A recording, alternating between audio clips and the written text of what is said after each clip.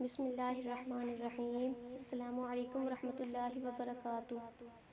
حضرت عمر فاروق رضی اللہ عنہ جب مسلمان ہوئے، نماز کا وقت ہوا تو حضور صلی اللہ علیہ وسلم نے فرمایا، صحابہ تیاری کرو نماز کی۔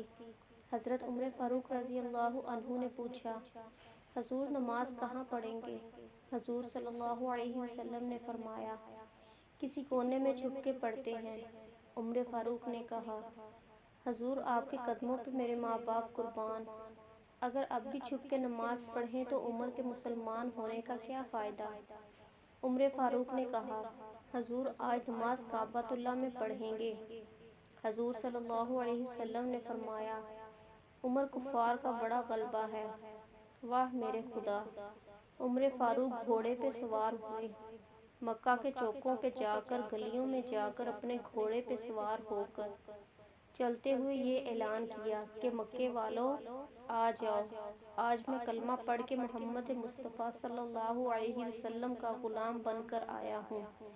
آج ہم کعبۃ اللہ میں نماز پڑھنے جا رہے ہیں۔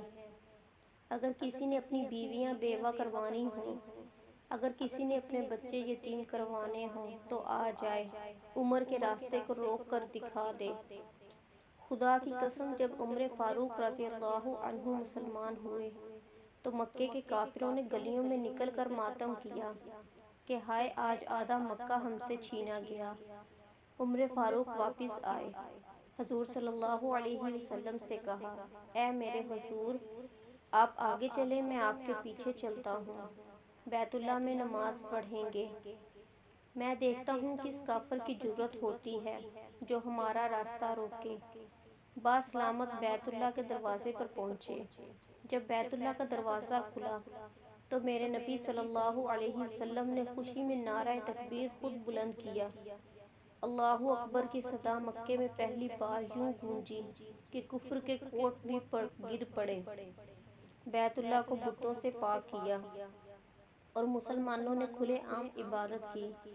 اسلام کو طاقت ملی، اور جب میرے نبی نے مکہ سے ہجرت کی، اس وقت بھی عمر فاروق نے انوکھی ہجرت کی۔